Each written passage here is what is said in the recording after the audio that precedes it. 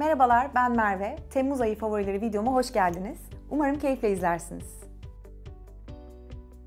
Bath & Body Works True Blue Spa vücut peelingi. Deniz tuzlu bir peeling bu. İncecik tanecikleri var. Ben genelde ince tanecikli peelingleri sevdiğim için de bu peelingi çok sevdim. Tamamıyla tuzlu bir peeling bu. Dolayısıyla eğer vücudunuzda böyle hafif kesik ya da tahriş olmuş bir bölge varsa o zamanlarda kullanmanızı çok tavsiye etmem. Çünkü dediğim gibi yapısı tamamen deniz tuzlu olduğu için hafif yanma yapabilir. Daha önce uyguladığım peelinglere göre yapısı biraz farklı, daha tok bir peeling bu. Dağılımı biraz zor olsa da dağıttıktan sonra vücudunuzda gerçekten o tuzun verdiği rahatlamayı anında hissediyorsunuz ve sanki gerçekten spa'ya gitmişsiniz gibi bir deneyim yaşatıyor size. Kokusu da daha böyle spa konseptli olduğu için okaliptuslu. Çok ferahlatıcı ve vücudunuza uyguladığınızda anında bir ferahlama ve böyle soğuk, nemli böyle bir his yaratıyor cildinizde. Ben çok sevdim. Mutlaka bittikçe de almaya devam edeceğim bir ürün. MAC'in far paleti. İçerisinde 15 tane daha çok böyle toprak tonlarını barındıran bir palet bu. Pigmentasyonları oldukça güzel. Uygulama yaparken biraz tozutabiliyorlar ama yine de genel olarak performansını çok sevdiğim, hem gece hem gündüz rahatlıkla uygulayabildiğim bir palet oldu bu. Eğer daha yoğun renk istediğim zamanlar olursa o zaman MAC'in Fix Plus'ını fırçayla ıslatarak uyguluyorum. O şekilde de çok güzel renk elde ediyorum. Çok sevdiğim bir palet. Böyle bir palete ihtiyacınız varsa bence hiç kaçırmayın ve MAC'i mutlaka bir uğrayın. Renklerine de bir göz atın. Böyle bir paletiniz olduktan sonra aslında çok da fazla ekstra bir şey almanıza gerek yok. Çünkü hemen hemen içinde her türlü tonu barındırıyor. Eğer siz de benim gibi özellikle daha çok toprak tonları seviyorsanız bu paleti çok sevebilirsiniz. Mossos Garden Sweetheart günlük nemlendirici. Mossos Garden markasının diğer günlük nemlendiricilerini daha önce de kullanmıştım. Özellikle lavantalı, şia ve vanilyalı olanını da çok sevmiştim. Sweetheart diğerlerine nazaran daha böyle bitki kokan bir nemlendirici ama yapısı diğerleriyle aynı diyebilirim. Oldukça yoğun. Aslında hem yüzünüzde hem de ellerinizde kullanabiliyorsunuz ama benim cildim karma olduğu için biraz daha yüzüm için, cildim için daha ince yapılı jel formlu kremleri tercih ediyorum ama ellerimde ve ayaklarımda Mossos Garden'ın kremini çok severek kullanıyorum. Body Shop Fuji Green Tea vücut losyonu. Aslında tamamıyla ince yapısı ve kalıcı kokusuyla gönlümü fetheden bir vücut losyonu oldu. Bu yaz için oldukça uygun, mis gibi yeşil çay kokuyor. Asla yapış yapışta bir his bırakmıyor cildinize. Uyguladığınız anda cildiniz tarafına anında emilip yumuşacıkta bir his bırakıyor. Duş jeliyle beraber kullandığınızda o kalıcı kokusuyu da ikiye katlanmış oluyor. Ben bu tarz özellikle yeşil çay ya da böyle misket limonu gibi daha böyle ferah ve taze kokuları yazın kullanmayı çok seviyorum. Body Shop'un da bu serisini çok sevdim. Le Petit Marseillais. Umarım doğru telaffuz etmişimdir. Gerçekten bu videoya başlamadan önce nasıl telaffuz edildiğine baktım ama bayağı bir aksan yapmak gerekiyor Fransızca olduğu için. Le Petit Marseillaies'in bütün ürünlerini aslında çok sevdim diyebilirim. Bu misket, mandalina ve misket limonlu duş jeli de harika. Az önce de bahsettiğim gibi ben yazın daha böyle taze kokulu vücut ürünlerini kullanmayı çok seviyorum. Çünkü hem taze taze gün içinde size böyle burnunuza kokusu geldikçe çok hoşunuza gidiyor. Baymıyor sizi. Aynı zamanda da vücudunuzu çok güzel rahatlatıyor. Köpürme performansı gayet güzel. Bir de arada sırada indirime giriyor mesela. Bir alana bir bedava gibi promosyonları da oluyor. Onları da takip ediyorum. Bu bittikten sonra büyük ihtimalle de beyaz şeftalili olanını alacağım. Çünkü hepsinin kokusunu çok sevdim ama özellikle beyaz şeftalili olanını da çok beğendim.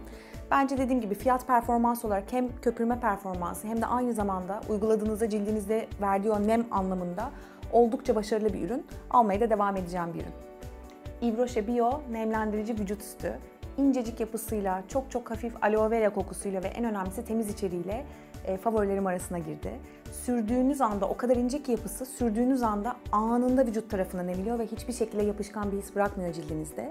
Yaz için son derece uygun bir vücut losyonu olduğunu düşünüyorum çünkü hiçbir şekilde terletmiyor. Eğer bu tarz böyle daha içeriği temiz ürünlere ilgi duyuyorsanız Yves Rocher'in bu Bio serisine bakmanızı öneririm. Bobbi Brown Cherry Pink Ruj. Aslında bu rujdan daha ziyade daha böyle renklendirici bir lip balm kıvamında bir ruj. O yüzden zaten çok seviyorum. Artık yaz geldiği için daha böyle mat rujlardan biraz daha uzaklaşıp bu tarz ince yapılı, hatta şöyle elimde de göstereyim. İnce yapılı, ıslak görünümlü ve böyle dudaklarınızı nemli nemli tutan aslında sanki kendi dudağınızın rengiymiş gibi duran rujları tercih etmeye başladım. Bobbi Brown'un bu Cherry Pink rengindeki ruju da aynen bu şekilde. Son derece ince, zaten yapısını bilmiyorum çok net görebiliyor musunuz ama yakından daha da net halini göstereceğim. Son derece incecik sanki renkli bir dudak nemlendiricisi gibi. Ne kadar sürerseniz sürün, burada gördüğünüz o koyu rengi aslında hiçbir zaman elde edemiyorsunuz yapısı nedeniyle. Çok ince, dudağınızda asla bir ağırlık, yapışkanlık yapışkanlık, işte dudağınızın içerisinde uzama ya da dudaklarınızın arasına girme gibi bir şey söz konusu olmuyor. Çünkü çok dediğim gibi ince ve nemlendirici bir yapısı var. Dudaklarınızın sanki böyle kendi kiraz dudak rengiymiş gibi gösteriyor ve aynı zamanda da ıslak bir görüntü yaratıyor. Bence yaz için mat rujlardan ziyade bu tarz Bobbi Brown'un bu ruju gibi rujları tercih etmek en doğrusu olacak. Ben de dediğim gibi şu anda tek rengi Cherry Pink, 6 numara Cherry Pink rengi var. Ama mutlaka önümüzdeki günlerde diğer renklerine de göz atacağım. Givenchy'nin 206 numaralı ruju. Bu da bu ayki favorilerim arasına girdi. Çünkü her şeyden önce rengine bayıldım. Ben yazın böyle daha mercan tonlarını dudaklarda çok beğeniyorum. Özellikle de böyle biraz bronzlaşınca hepten güzel duruyor. Ben henüz bronzlaşamadım ama yine de mercan tonlarından vazgeçemiyorum. Yapısı yine böyle renkli bir nemlendirici bir lip balm kıvamında. Çok ince. Dudaklarınızın arasına dolmuyor, yapışkanlık hissi bırakmıyor. Ama bu gördüğünüz rengi de tamamıyla aynı şekilde aslında dudağınızda göremiyorsunuz. Çünkü yapısı çok ince. Ne kadar sürerseniz sürün daha bir lip balm ve ince bir dudak nemlendiricisi tadında. Rengini çok seviyorum. Yapısı çok güzel. Dediğim gibi biraz yapısı ince olduğu için kalıcılığı elbette ki çok fazla değil ama yaz için de zaten böyle çok da kalıcı rujlar tercih etmiyoruz. Daha böyle ince yapılı rujları seviyoruz. O yüzden bu da benim bu ayki favorilerim arasına girdi. Happy Moments %100 organik sarı kantaron yağı.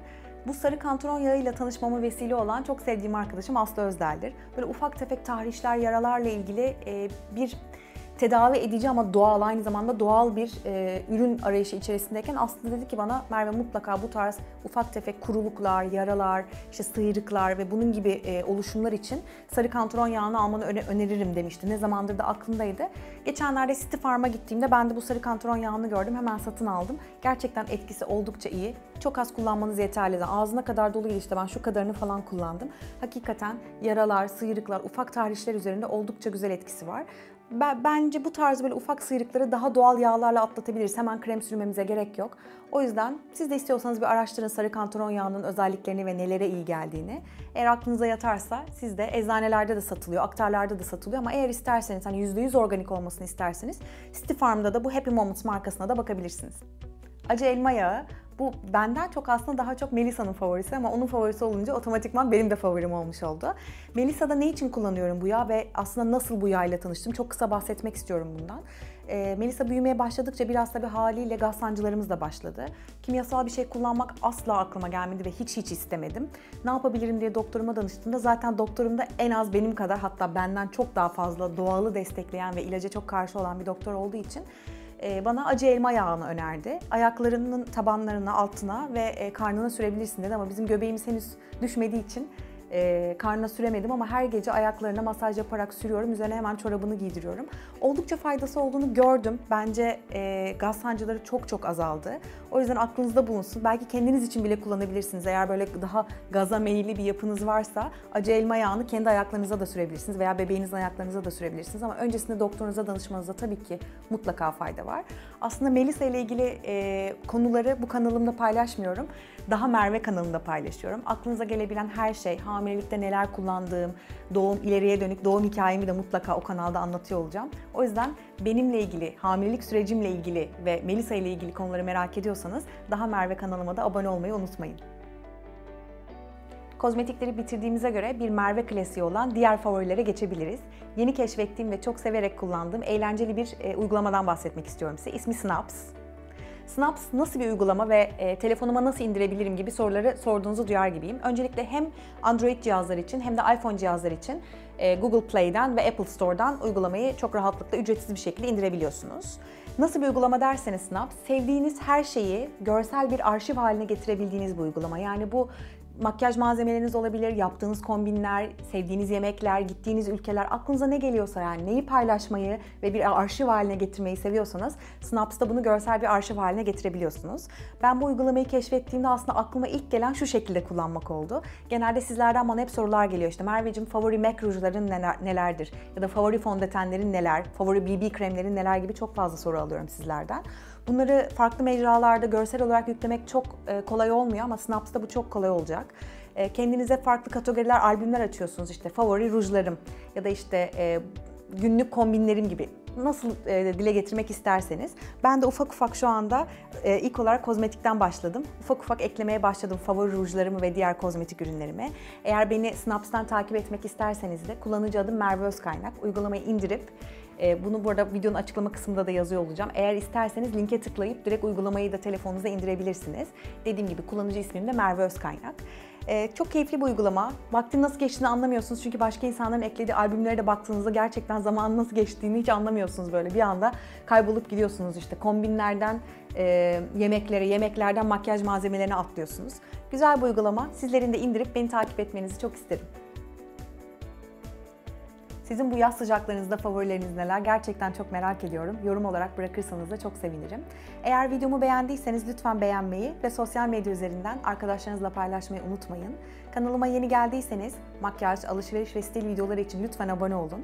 İzlediğiniz için çok teşekkür ederim. Yeni videolarda görüşmek üzere. Hoşça kalın.